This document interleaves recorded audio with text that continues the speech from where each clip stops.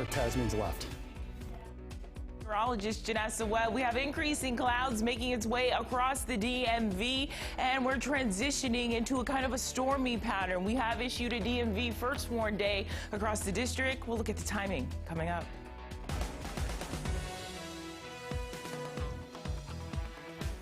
Tonight on DC News Now at 9, a heated debate between two men vying for the Maryland governor's seat.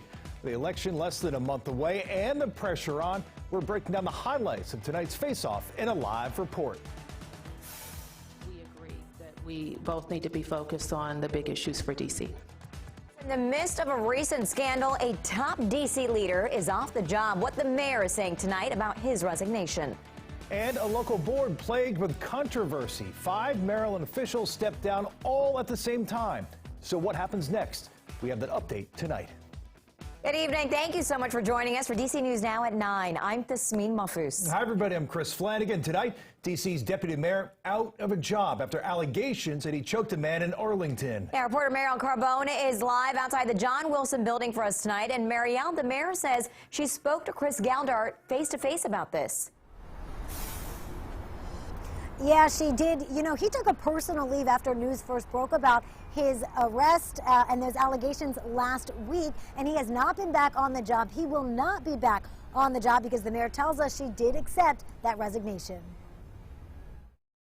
A fight over a dinged car door in a gym parking lot is costing one city leader their job. I think that was serious. The response was serious, but I think what it was about nothing. Wednesday, Mayor Muriel Bowser announced the resignation of Deputy Mayor Chris Geldart.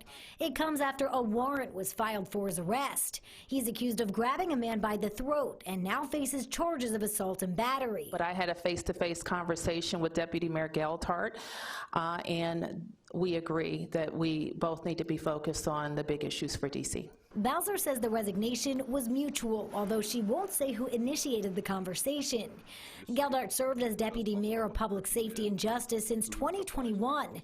Prior to that, he was the Director of Public Works. I think Chris has been very earnest in his work on public safety. Bowser says overall, crime has gone down in D.C., in part due to Geldart's work, but just like this weekend showed us, a bad weekend can change all of that. Shootings spanned the district over the weekend, including several that hurt 7 teens within 48 hours. I did the work for nearly 6 years, so I'm still proficient in most of it. City Administrator Kevin Donahue, who's led the department before, will take over the job until a new deputy mayor is hired.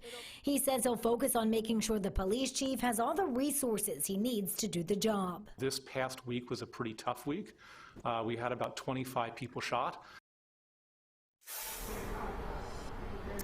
And another sticking point in all of this, people were questioning whether or not Chris Geldart actually lived in the district. That is a requirement if you are serving on the mayor's cabinet. The mayor tells us today that he did have a place here in the city, but that his family lived and stayed elsewhere. As she looks to hire this next deputy mayor, she says that's always typically one of the first questions she actually brings up and asks people during an interview.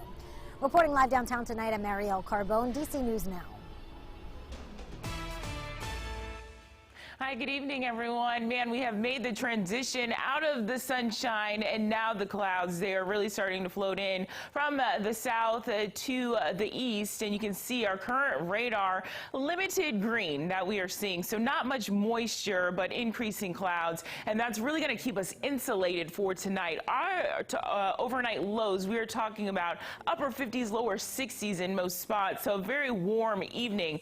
And as we take a look at the broader view of things, we're going to watch our next cold front that's going to make its way across the area. Temperatures right now, if you step outside our nation's capital, 67 right now, so well above average. Winchester, good evening, 61 degrees. Fredericksburg, 65. Out towards King George to Charles County, we're currently in the lower 60s. And so across the board, we'll continue to see this warming trend even as we head into your Thursday afternoon. So this is the larger scope of this storm system. system. There's that cold front. It's making its way towards the south and east right now, impacting Columbus all the way down to the Tennessee Valley. Now, we do have a severe weather outbreak that's currently happening across areas of the deep south. Tornado warnings, and some of that moisture is headed towards central Virginia. And that's really what's on my radar for the next 24 hours. So tomorrow morning, still going to be fairly on the quiet side. Now, if you're across the panhandle of West Virginia, temperature is going to hover in the lower 50s, so cooling off just a little bit, but the increase in clouds, no more sunshine really to be intact across our area. This is the broad area of severe outlook across our neck of the woods, stretching up to upstate New York, all the way down to the Raleigh-Durham area. So compared to last night, it was just a district to Richmond, and now they have expanded this. This will be an equal opportunity for everyone to get a dose of rain. Some impacts, major ones, are damaging winds and the flooding that we'll continue to watch across our local area. So here's your futurecast. It shows you the moisture is going to continue to make its way across Pittsburgh into Roanoke. When will it make it into the district? I'll give you that exact timing coming up. All right, Janessa, well, developing tonight a big shakeup in Montgomery County. All 5 members of the planning board resigned today. Our Cheyenne Corinne covers Montgomery County for us and reports that it comes after a scandal involving workplace misconduct. So the planning board really has been plagued with controversy over the last few weeks, and as a result, the county council says that they have lost confidence in the board, so accepted their resignation to reset operations. This scandal could obviously have gotten a whole lot worse. The first known scandal began when Chair Casey Anderson was reprimanded for having a bar in his office. He was later accused of using sexually inappropriate language with staff.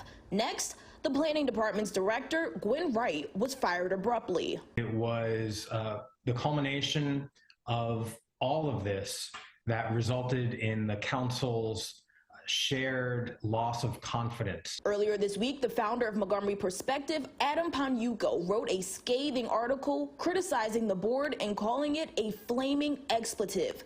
He also demanded the council to take charge and fix the mess. The conflict wound up spilling over onto the professional staff, and that's when it became a really serious issue in which the county council had to intervene.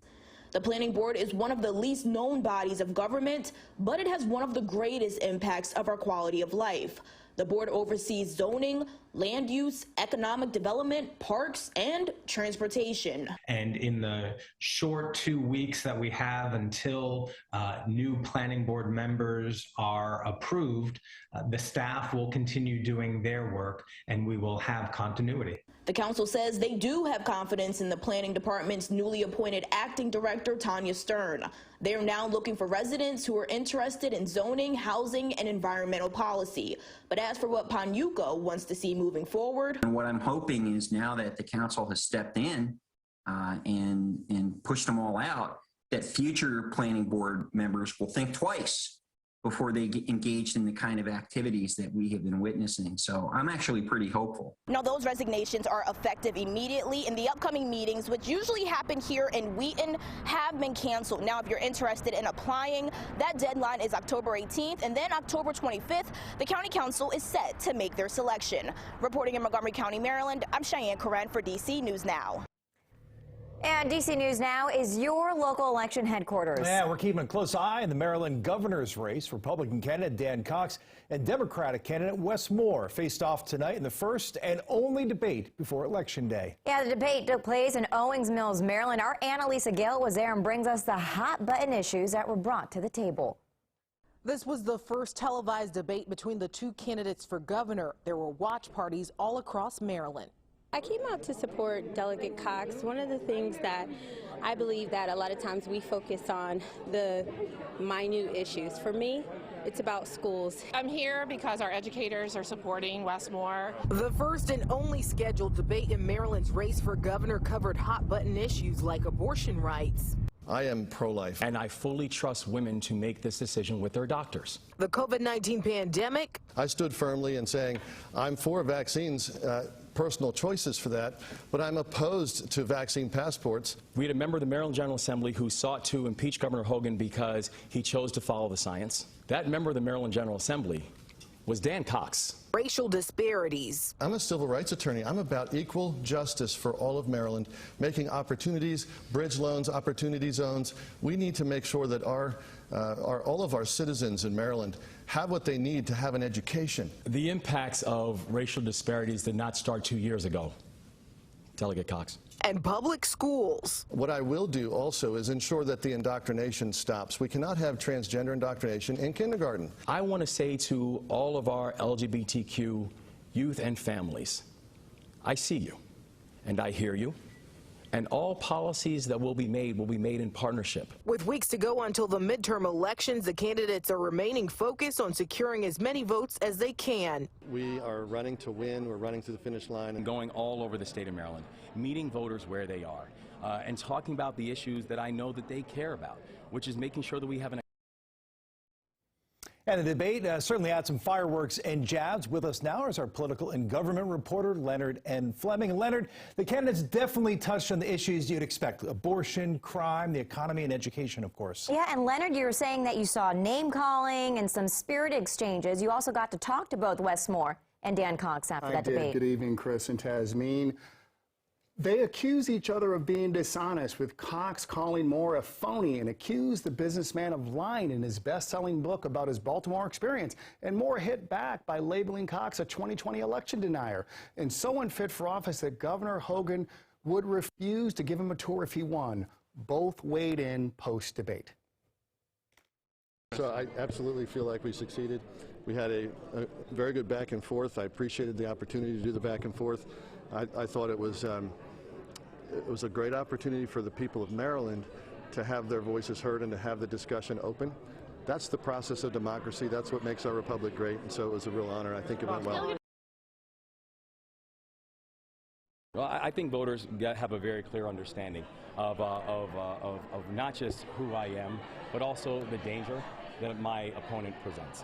I think he has policies that are not just dangerous and divisive.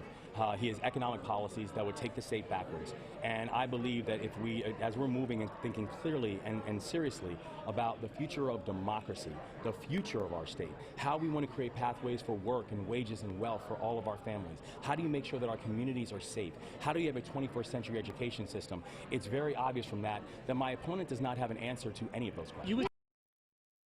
All right, so Leonard, did these two accomplish what they wanted tonight? Well, both needed to contrast their views, Chris and Tasmin, to the other. Cox, who is trailing badly in every poll, needed this debate. Moore agreed only to one and is obviously running out the clock with the lead. The less he appears with Cox on stage, the better. But did he move the needle toward any particular candidate? Did they move the needle toward any particular candidate? At this point, it's really too hard to tell. It likely won't change voters' minds. And in the end, it's really about how they feel about the candidate and the issues that they support. And that answer will come in November. All right, Leonard, thank you so much for that report. And also still ahead on DC News Now at 9, after a weeks-long investigation into a fight at a high school football game, the school district says 3 people are out of jobs. We are back with that update. Plus, later on, Prince George's County dealing with one of Maryland's highest death rates from breast cancer. Hear one woman's story of strength and hope, how she's using her platform to inspire others facing the same fight.